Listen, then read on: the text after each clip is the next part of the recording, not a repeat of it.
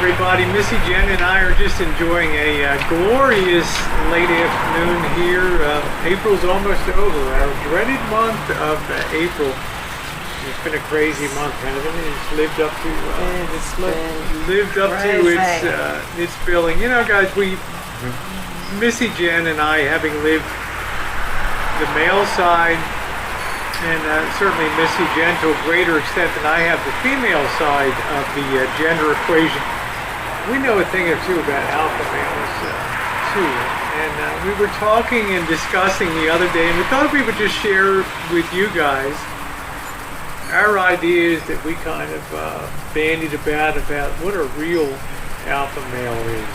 What a real alpha male is. And this is pretty much accepted in the literature, in the current literature about what makes an alpha male. So we got a few points here to talk about. Alpha males always have that tremendous sense of responsibility and duty when they do something. You think of like all the characters that have played 007 and James Bond. I mean, a real typical alpha male.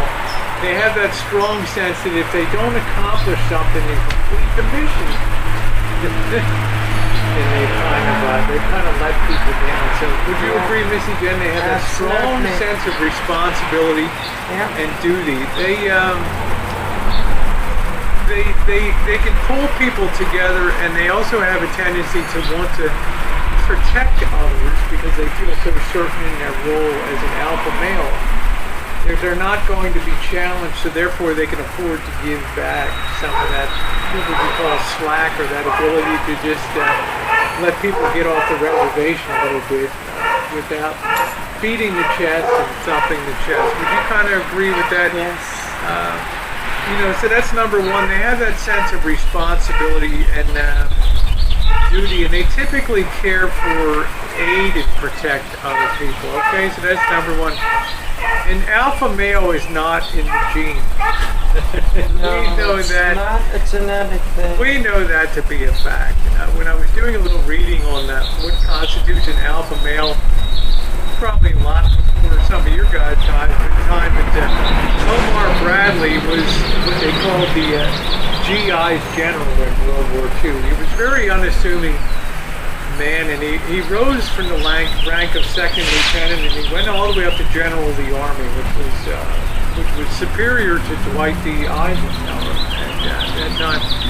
And I found the very interesting thing about Omar Bradley was he commanded tremendous respect. I mean, he was the superior officer to George Patton, if you can imagine, who you think of as an alpha male, but Omar Bradley was his superior, and precisely picked to be so because he had the really stronger leadership qualities of an alpha male, being able to think and keep his emotions at all times. And the other thing that really made Omar Bradley distinguished was that every time he gave an order throughout his entire career, whether it was to a high-ranking person or the lowest-ranking person, he always said what to them.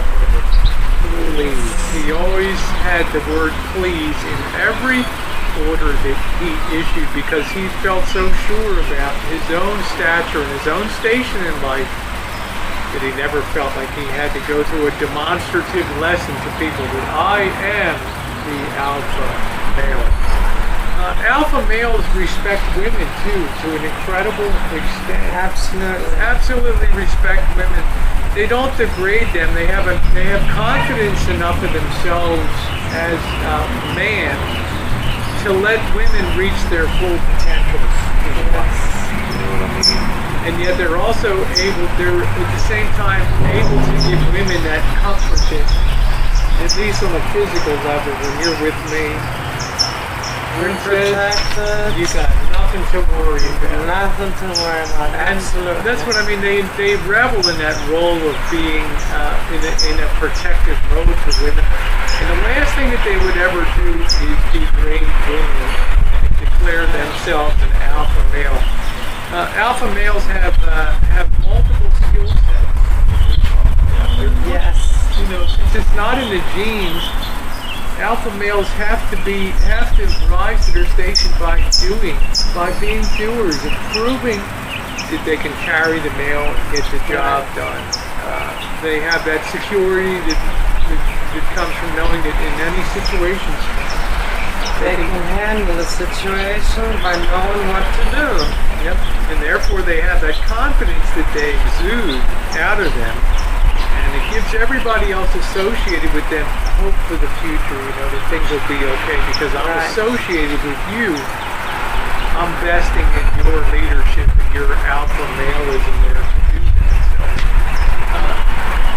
So, the next point, they're capable of leading others and not just themselves. Great leaders, they might think about themselves momentarily and consider what's going to happen if something doesn't work out, but they rise to a higher level of responsibility that says, I have a higher priority. I have to worry about all of you behind me. And it's often said that some generals don't care about the soldiers that they're leading into battle. They're the ones that don't make it and fade away into the history books. The ones that care about their soldiers, as Omar Bradley was known to do, jump into the pit and pick up a gun and fight right along beside the men under fire in places like the Battle of the Bulge and things like that. They knew instinctively that they had to think about others and not themselves. That was a key aspect of being an alpha male, because alpha males just aren't granted. It's something that is earned. People judge you by what you do. They would ham and egg. This is the next point. They would be a ham and egger because they would see it as their duty to be that. It would be they would enjoy and they would feel the sense of accomplishment in providing for other people, and not thinking about themselves. They would have that. They would have that satisfaction that look what I did. Not only do I take care of myself, but I take care of other people too. And I make sure that they're happy as they can be and that they're providing. Okay, we're not talking about the animal kingdom here. Okay. And the last point that Missy, Jen, and I really agree on about alpha males. Alpha males never declare themselves to be alpha males. Okay. And let me say that a second time, or you repeat it, Mrs. J. An alpha male never declares himself to be an alpha male. Because, why? Because by the very act, and I don't mean to retrograde into my philosophy, training, and background, but by the very act of declaring yourself an alpha male, you've in effect said, you may not see me as an alpha male, so I better kind of beat my chest and pump my chest and stuff like that.